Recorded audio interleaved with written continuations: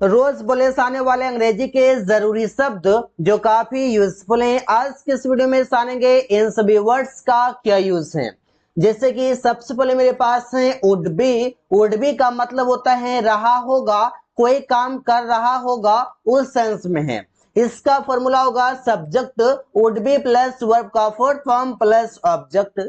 Example होगा Sachin car चला रहा होगा। जब कोई काम कर रहा होगा उसमें आप बोलते हैं कि ये संभावना है, श्योरिटी नहीं है कि वो क्या कर रहा होगा, लेकिन संभावना है कि वो कार चला रहा होगा। कौन चला रहा होगा? तो सचिन चला रहा होगा। तो सेंटेंस बनेगा Sachin would be driving a car. Sachin car चला रहा होगा। और यहाँ पर जो हम बातें करते हैं संभावना के लिए करते हैं, इसलिए हम यहाँ पर यूज करेंगे संभावना के लिए वुड बी। अगर हम बताते हैं फ्यूचर की सेंटेंस, मतलब कि फ्यूचर टेंस अगर हम बोलते हैं तो वहां पर हम बोलेंगे विल बी। मतलब वुड बी के जगह पर हमें यूज करना होगा विल बी। जहां पर हम यूज करते हैं फ्यूचर कंटिन्यूअस टेंस, वहां पर आपका होगा विल बी। और जहां पर आप बताएंगे संभावना, वहां पर आप यूज करेंगे वुड बी। इसी प्रकार से प्रिया खाना पका रही होगी। Priya would be cooking food. Priya would be cooking food. आप यहाँ पर देख पा रहे हैं कि वुड बी के बाद आपका वर्ब का फोर्थ फॉर्म लगा हुआ है जो कि आपका कुकिंग में बना है। वुड हैव का मतलब होता है चुका होता। चुका होता से मतलब है कि कोई काम कर चुका होता।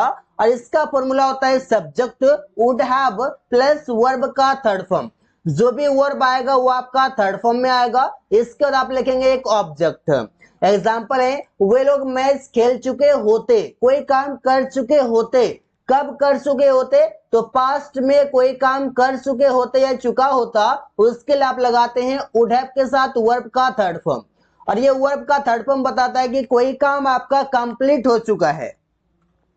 दे would have played the match. वे लोग मैच खेल चुके होते। They would have played the match. यहाँ पर प्लेड आपका वर्ब का थर्ड फॉर्म है और द मैच आपका यहाँ पर ऑब्जेक्ट है। इसी बार से तुम वहां अभी पहुंच चुका होता, तो सेंटेंस बनेगा you would have reached there now. Now means अब या अभी बोल सकते हैं, और देयर मीन्स आपका हो गया वहां। You would have reached there now. इसी बार से मेरे पास वुड रेदर। वुड रेदर का मतलब होता है से अच्छा या के बजाय। इस सेंस में आप यूज करते हैं। इसका फॉर्मूला होगा subject would rather plus verb का फोर्थ फॉर्म। फर्स्ट फॉर्म होगा, इसके बाद आपका देन होगा, फिर वर्ब का फर्स्ट फॉर्म प्लस ऑब्जेक्ट होगा। अब सेंटेंस इस प्रकार से होगा कि मैं चाय पीने के बजाय कॉफी पीना पसंद करूंगा। कोई काम करना पसंद करूंगा या के बजाय बोल सकते हैं से अच्छा या के बजाय। मतलब यहाँ पर है प्रेफरेंस का, जहां पर आप प्रेफर करते हैं कोई भी चीज है। सेंटेंस होगा I would rather take coffee than tea. यहाँ पर आपका टेक जो लगा हुआ आपका वर्ब है। दोबारा वर्ब नहीं भी लगाएंगे तो कोई दिक्कत नहीं है, क्योंकि यहाँ पर भी हमें लगाना होता टेक का टी। यहाँ पर आपका टेक दोबारा आ जाएगा, तो दोबारा आने की जरूरत नहीं है। यहाँ पर आपका एक ही टेक दोनों में काम कर रहा है। मैं खेलने के बजाय पढ़ना पसंद करूंगा। तो यहाँ पर के बजाय या खेलने से अच्छा पढ़ना पसंद करूंगा। के बजाय के जगह पर आप से अच्छा का भी यूज कर सकते हैं। तो सेंटेंस होगा I would rather study than play. यहाँ पर आप देखिए यहाँ पर लिखा हुआ है खेलने के बजाय, तो के बजाय के लिए आप यहाँ पर समझ सकते हैं कि देन आपको लगाना है। फिर खेलने हैं तो खेलने के लिए आपको प्ले लिखना होगा वर्ब का फर्स्ट फॉर्म में। इसी प्रकार से आपका सेंटेंस है। आगे मेरे पास वुड लाइक टू।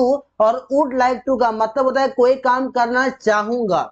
अब कोई काम करना चाहूंगा उस सेंस में आप बोलते हैं वुड लाइक टू। इसका फॉर्मूला काफी सिंपल है। सब्जेक्ट होगा would like two plus verb का फर्स्ट फॉर्म प्लस ऑब्जेक्ट होगा। एग्जाम्पल इस पार्ट से है कि वो किताब खरीदना चाहेगा। कोई काम करना चाहेगा, चाहे किसी भी प्रकार का काम हो, वो काम करना चाहेगा, उसके लिए हम बोलेंगे वुड लाइक टू। तो सेंटेंस बनेगा he would like to buy a book.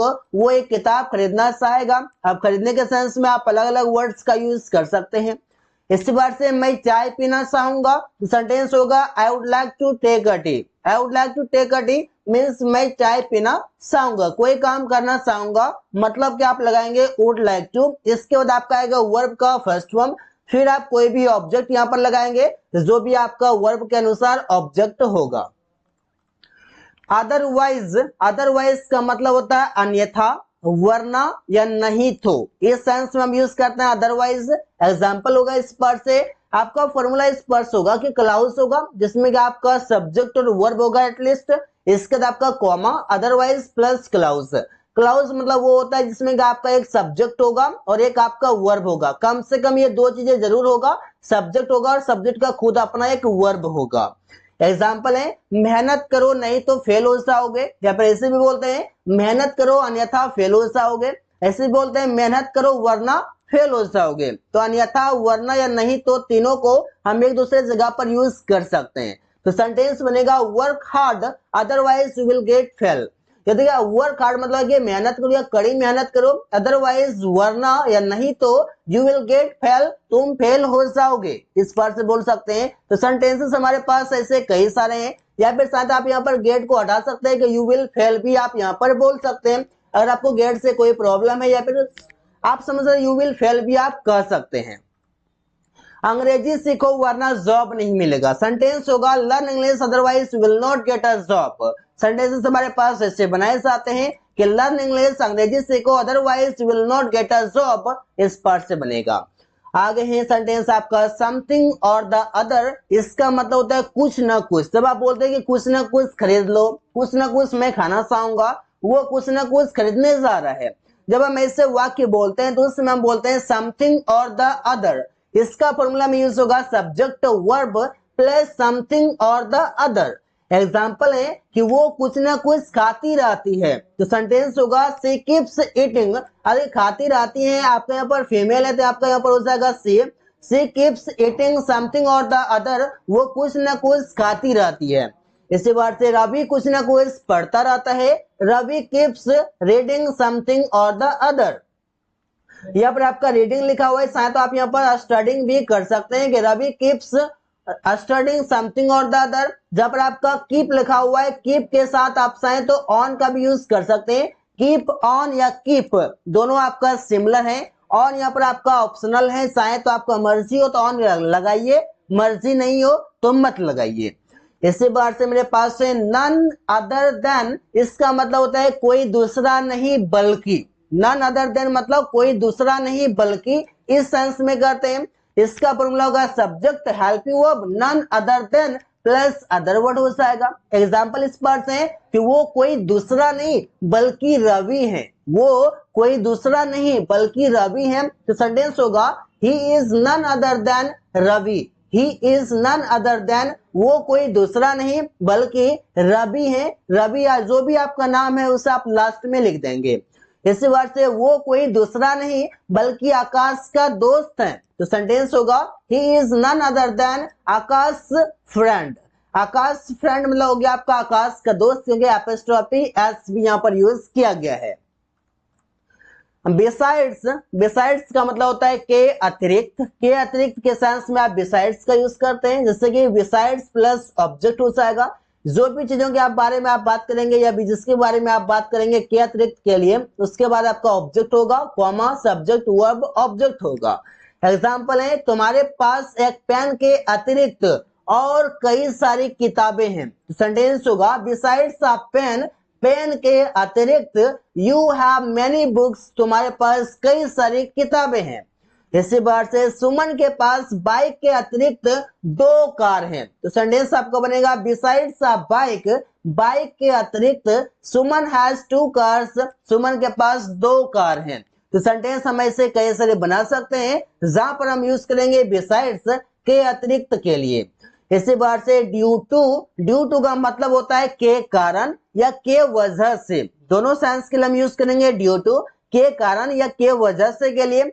तो सेंटेंस में आपका यूज होगा इस पर से अधिक अभ्यास के कारण मैंने अंग्रेजी बोलना जाना, तो सेंटेंस होगा I knew to speak English, मैंने अंग्रेजी बोलना जाना ड्यू टू मोर प्रैक्टिस, अधिक प्रयास के कारण, अधिक अभ्यास के कारण। तो आई न्यू मैंने जाना टू स्पीक इंग्लिश अंग्रेजी बोलना ड्यू टू के कारण, मोर प्रैक्टिस अधिक अभ्यास के कारण। इस बार से बारिश के वजह से मैं ऑफिस नहीं जा पाया, तो सेंटेंस में आप देख पाएंगे के वजह से यूज किया जा रहा है, इसके लिए हमारा होगा ड्यू टू, और ड्यू टू के बाद आपका कोई नाउन आता है, जैसे कि आप यहाँ पर देख सकते हैं प्रैक्टिस आपका आया हुआ है।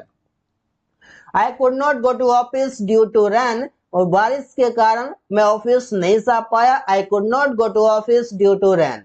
ऐसे सेंटेंसेस हमारे पास कई सारे हैं जहां पर हम यूज कर सकते हैं ड्यू टू। नीदर, नीदर का मतलब होता है कोई भी नहीं, कोई भी नहीं के लिए हम यूज करते हैं नीदर। इसका फॉर्मूला होता है कि नीदर होगा, नीदर के बाद आपका जो नाउन आएगा वो नाउन आपका सिंगुलर होगा। अगर नाउन सिंगुलर है तो वह भी आपका सिंगुलर होगा, प्लस ऑब्जेक्ट होगा।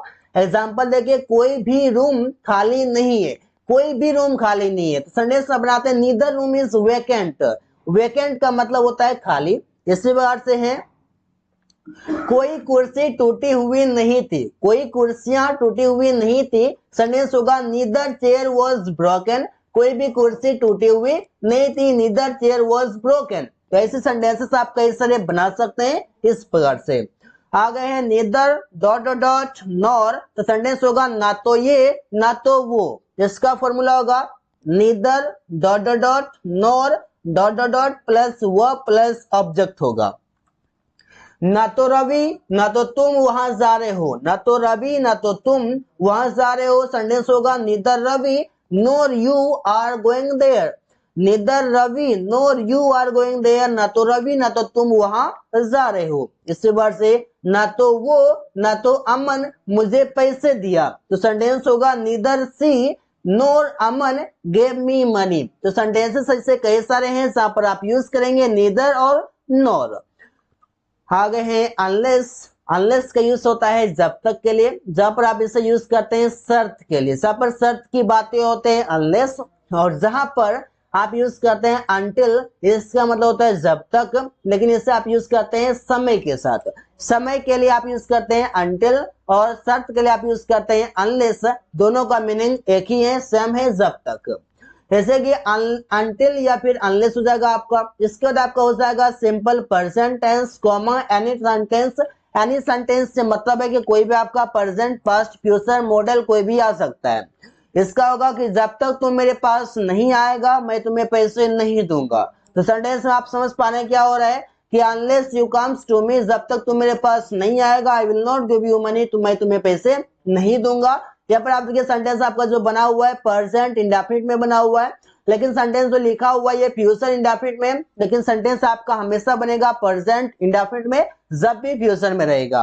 जैसे कि जब तक वो किताब पढ़ रहा है हम लोग टीवी देख सकते हैं, तो सेंटेंस होगा अनटिल, जब तक वो किताब पढ़ रहा है। यहाँ पर हम बोल सकते हैं ही इज रीडिंग